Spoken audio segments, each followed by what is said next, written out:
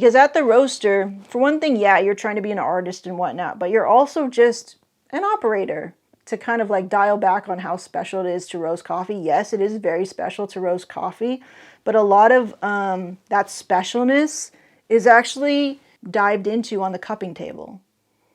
You know, like when you're at the roaster, it's machine operation, right? That's because eventually you're not going to be behind the roaster for the rest of your life. You're going to be hopefully at the cupping table making very, important decisions and instructing your roaster operator, who still can be an artist, but you're turning buttons. You're turning buttons, and it's a technician's job. You don't get the big bucks for doing that. You get the big bucks for being a visionary, for being an actual leader in your business and making big decisions.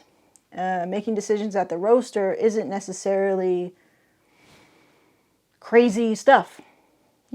I mean, it seems crazy right now if you're learning, because for those who are learning, it may seem a little crazy and stuff like that, but eventually you will learn it.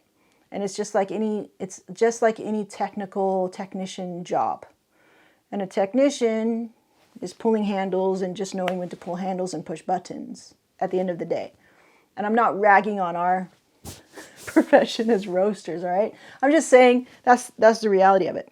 And I'm very cool with that. Like, there's no shame in that. I would love to just be a technician.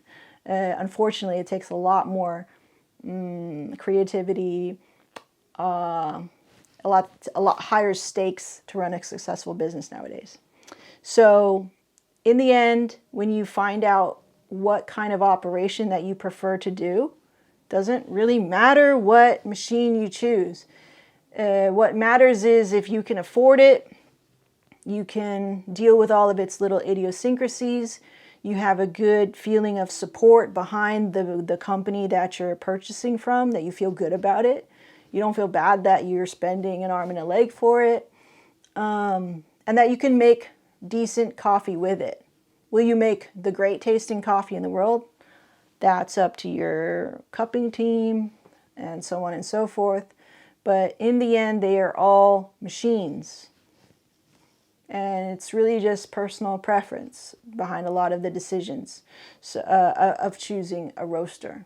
There's no shade in that statement. It's just that's, to me, in my experience, in my observation, in my honest observation of what it is to pick a roaster. People tend to think of buying decisions as almost like religious experiences, like people who choose Apple versus PC. Okay, so it's the same thing in coffee and choosing a coffee roaster. Ooh, you got the Loring. I guess that's like the Apple of the roasters or whatever.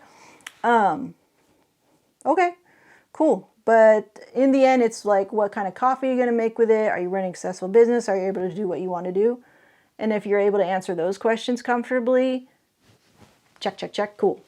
Applaud. Then that's a win. That's a win for you. Awesome. But to me, they're just machines, and it's how you prefer. Whatever you prefer to work with.